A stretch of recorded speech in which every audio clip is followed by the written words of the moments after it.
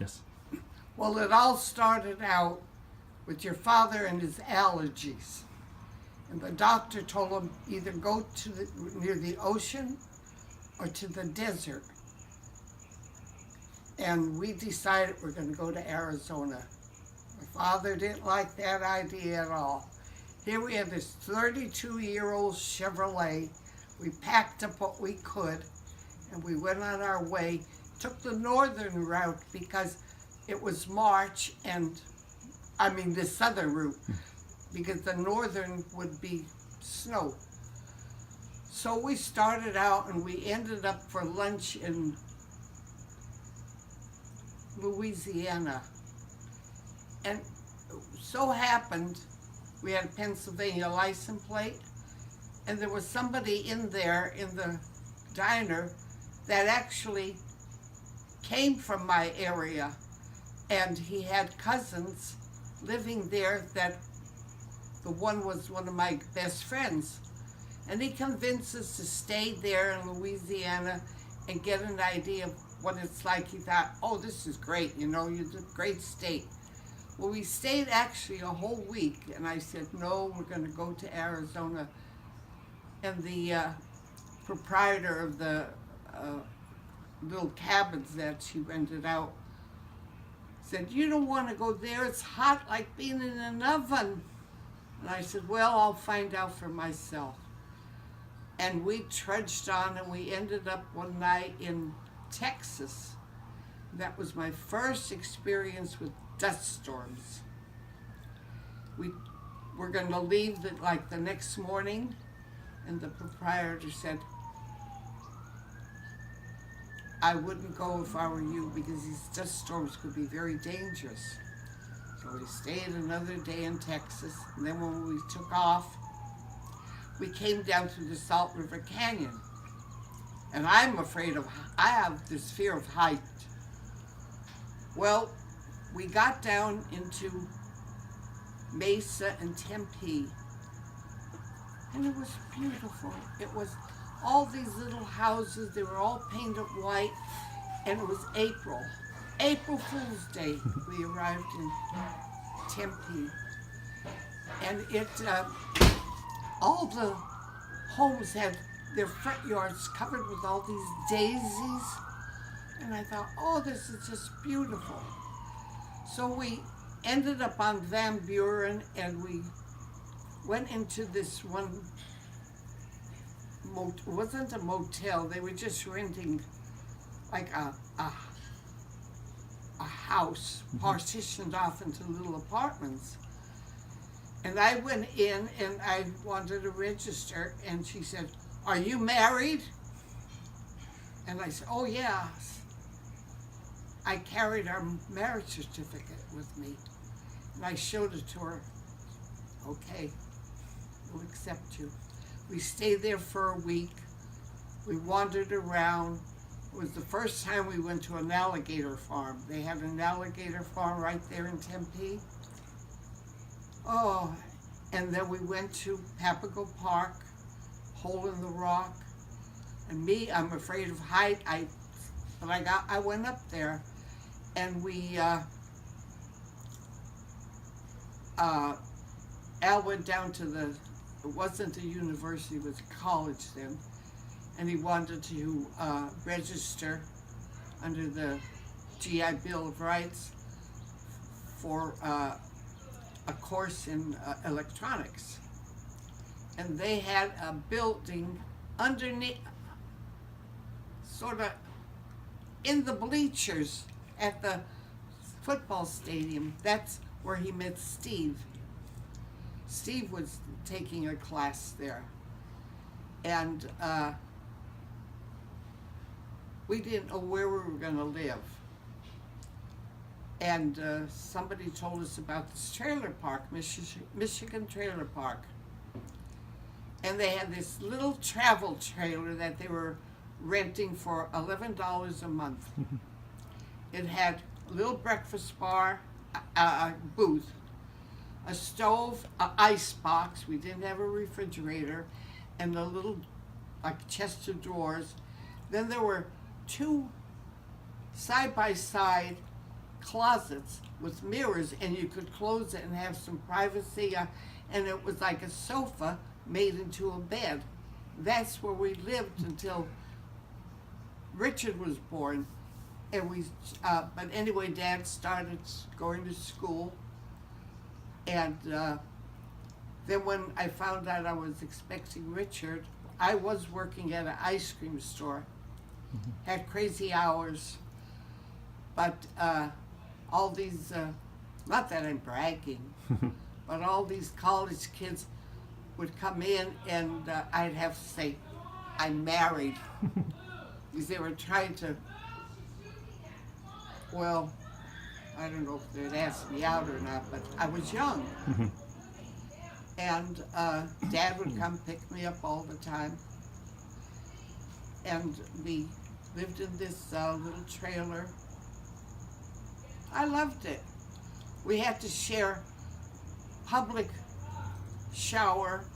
They had a big washroom with a washing machine, and on one side was the men's restrooms and shower, and on the other side was the women's with the shower. Then this is funny. In the morning, I'd see they're all old people, but they treated me like I was their daughter, all of them.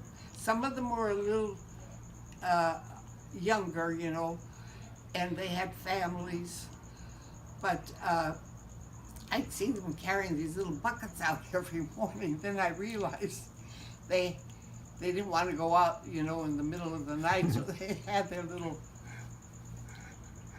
containers there in their trailers. They had nice trailers.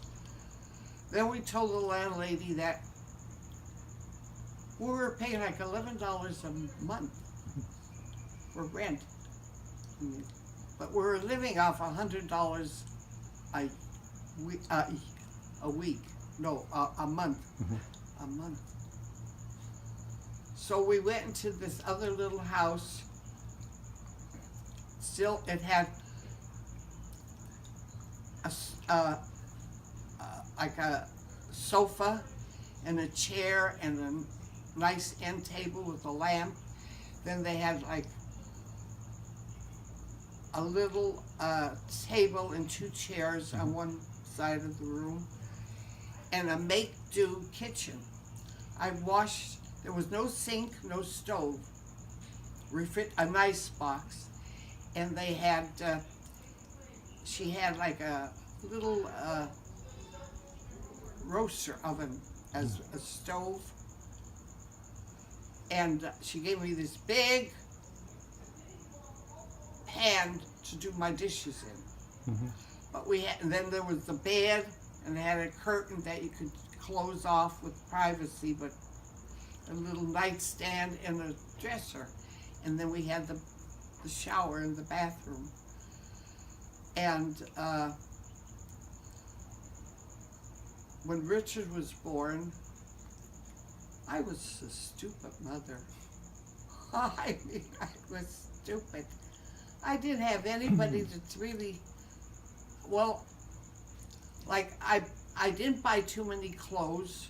I bought like little night shirts for him and diapers. And then we bought a little bassinet. Oh no, my sister Helen sent me money to buy a bassinet for him. Eventually we bought a crib. But I would never put him on the floor because I was afraid of scorpions. And when we asked Steve and Jeanette, because they were the only Catholic people we knew, if they would be godparents, and they did, except they were his godparents. And Dad went out and bought some like lunch meat and bread and different things, salads. Because the whole area from the park, all these people, they came over after we came home from church. So Dad had all these things for him. But they surprised me with the baby shower. And I got a lot of things that I never thought to buy. I was a stupid mother. I didn't even know how to fix the baby bottle. And I was wondering why he couldn't seem to finish a bottle. I was supposed to push the nipple up into this holder. I just placed it on the bottle and put this thing on. And the poor kid was, he was, well, he survived anyway. And I think about, oh gosh. But Dad was so proud of him. And we had a kitty cat. I named him Rusty. His fur looked like yellow and red. Oh, beautiful cat. But I put it out all night. Wouldn't leave it in the house. But then somebody said to me, you know, you have this new baby, you don't have time to take care of the cat. They live like on the other side of where we were living. So they took Rusty, and she used to rub butter between his paws so he'd lick himself and wouldn't run away. One day she came and she says, I don't know where Rusty is. He might have been killed on the highway. Don't know. Well, such is life. I had a new life with the baby. And the young fellow that used to deliver ice, because we had ice boxes, said, could I come in and see the baby? I said, oh, sure. You know, he was coming in anyway, put ice in the ice box. And Richard never cried. Never cried. Then Dad bought a carriage from somebody that was selling it, and I'd put him in it, take him out for a walk around the court, and prop him up with pillows. Then I got homesick. I loved Arizona, but Richard kind of changed my life, and I wanted to be with my family. And Dad said, well, I'll put you on a plane. And I said, oh, I don't want to go back. I want to go back. So we packed up and went back to Pennsylvania and stayed with my parents again. And he eventually got a job in, what was the name of that place? Anyway, it had something to do with his line of work. It was in Nutley, New Jersey. And we lived in a couple of crummy apartments until Dad actually sometimes would work 24 hours a day to save up money to put down a down payment for this house. It was a beautiful house, but I couldn't take the winters. Yep. And I kept thinking of Arizona all the time. And then I thought, I should have went back, but not really leave Arizona. So one day Dad came home from work and I said, well, I put the house up for sale. We're moving back to Arizona. Okay. Everyone thought that Dad ruled my life. Well, no. I had a lot to do with what went on in our lives. And I wrote, he didn't know how to write, what would you call it, like resume, you know? And I remember Goodyear, Air Research, and Motorola was just starting out. And I wrote to them all. The others wrote back and said that they didn't have any openings. Motorola wrote back and said, oh, we'd have a job waiting for him. And I said, well, we'll be out there sometime in September. They didn't know, they thought it was him writing, but I was doing all the writing. And everyone used to say, Dad rules your life. No. There's a lot that you don't know what went on in my life. I said, I wasn't one to be pushed around, and Dad knew that. I had a big mouth. But anyway, they said they had a job waiting for him, and I had to write a couple times back and said, we still can't seem to get out there, you know, when I said when I said, which would be Dad saying it. So they said, whenever you get here, you still have that job waiting for you.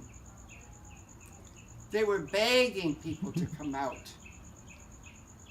So we stayed. I talked so much about Arizona. Our neighbors picked up and moved out. So we stayed with them up in Sunny Slope for about a month until we could find this duplex. And it was right across the street from the Motorola plant off of 56th Street in Thomas. And we put Richard in Ingleside School. He was very shy. Bob was still, you know, sort of about 4 years old, I guess. Yeah, Richard was 7. But he couldn't adjust to the school. So when we moved here into this house and put him in Lolima, the principal said it would be wise if I had him repeat first grade. So Richard never knew he repeated first grade. But he adjusted well at Lolima. And there was a lot of, when we moved here in this house, the whole neighborhood was full with kids, you know. Every house had kids. They'd be always playing in the street or something, and when Mary and Margaret moved across the street, she was always hollering, "Can't you play in front of your own house?" Well, why they always played in front of our house, I don't know, but they did. And one day Richard came home, was late coming home, and I was really frantic. Finally, I see him coming down the street, pushing his bicycle. Somebody slashed all of his tires. So I got mad and I called the principal. "What kind of school you running there?" I said, "I can't get him there to school. He has to take his bicycle." Wasn't too long after that we got bus service. I guess my big mouth maybe did something, I don't know. But we were not, Scottsdale was not considered a town yet or a city. We were still considered Maricopa County. So we didn't have any street lights, and I don't even know if we had we had the garbage pickup, I guess. It's been so long ago. But we've always remained good friends with Steve and Jeanette. And I don't know how long we were living in the house here. Oh, it was before you were born. Somebody rang, you know, the doorbell. I went to it and I said, "Oh my gosh, Leonard!" Was Lenny Gostinsky. He said, "We just moved out here." He said, "My wife Betty and I don't know where they were staying. Oh, they were staying at a couple's house that rented their house out for like a certain period of time, and they went out like vacation. When they had money, they escaped the summer heat. So there was a point in their lives where they had to find somewhere else to live, and he didn't know what to do. He didn't have the house yet. And I said, "Oh, you can move in with us and stay as long as you want." Because it was like family. And he was always good to me. Betty was always good to me. And when you were born, I asked if they would be godparents, and she couldn't have any children, so you know, she babied you so much, she bought you a playpen, and she was always buying something. And then when they adopted the two children, we still spent a lot of time together. Then she went back to Pennsylvania for a visit, and she had it out with one of her sisters. And she packed up and came back. And when she came back, she never was the same as far as being friendly. And Lenny called me up one day and said, don't come over to visit for a while until I let you know it's okay, because Betty's going through this time. I don't know what's going. He said, I don't know what I'm going to do with her. She's a nervous wreck. Doesn't want to see people. But they were good godparents. Yeah. So tell me a little bit about Arizona when you first came out here. What was it like? Arizona was just in the process of converting to air conditioning. So when we first moved here, we had a cooler, and you had to have like the front door partially open or the windows cracked to get the air circulating. And we lived right across the street from a farm and a dairy farm. And in the hot summer, the smell would just knock you out. I have to leave the door partially open, or I have to leave the windows open. So air conditioning was getting more and more popular, of course. And the first chance we had to have the extra money to buy an air conditioner, we bought one. And I thought, oh, what a difference. But Arizona, Scottsdale didn't become a city until sometime after we moved in here. Then we start getting street lights and better, they put in sewers, and because we used to have a septic tank over there in the corner. And our house was the next to last house to be finished on this street. But Dad was doing well at Motorola. We met Don Marshall, and we've been friends ever since. Of course, Catherine died, and I said, Don, how did you survive? He said, I bought myself a dog to keep me company. But you kids survived the heat. You never complained. We used to have a public swimming pool right down where the police station is now. And the kids would go swimming there. But Dad was doing good at Motorola. The heat never bothered me. Kids never complained because you didn't know any better. This is where you lived. You knew it got hot in the summer and beautiful in the winter. And we had a lot of friends. But it's not like today with the kids where everybody has to have sleepovers. No, everybody went home at a certain time. And then when you start, Richard and Bob, I think. I don't think you were involved. They used to have a lot of friends come over and play this game called War Risk or something or other. Seems like our house was always the meeting house of everybody. That was World Conquest, and I was involved. Yeah, but you kids never complained about the heat because you were born here. You didn't know any better. This is it. It's Arizona. It's hot.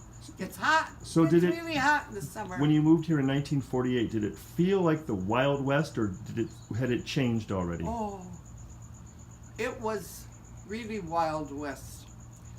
They had up here in Scottsdale, there was a lot of Japanese farmers. And they had a lot of roadside stands. If you came down Camelback Road, you'd find orange stands, and they'd be grapefruit. Then right off of going west, where the big shopping center is, there was grape vines, or whatever you call it, but grapes. And let's see, what else was different? Oh, the 16th Street was the end of end of Phoenix. Mm-hmm. But we had a lot of friends. You kids had a lot of friends. Never complained about the heat. Dad used to love to go camping. When you got older, go up to St. Joe's Youth Camp. And Steve and Jeanette had, no, they didn't have a cabin then. But I remember you were a baby, and we went Oak Creek Canyon with them and another couple, and we stayed in cabins. Well, they could do a lot of things, but I had you to take care of, so I stayed mostly in the cabin, and they had a rocking chair, it'd rock you. Then when you all got older, you enjoyed the mountains. You liked the schools. You had friends. You never complained about the heat. And when it was time for high school, luckily, Coronado was built. Otherwise, you would have to go up to Scottsdale. And this was more convenient. But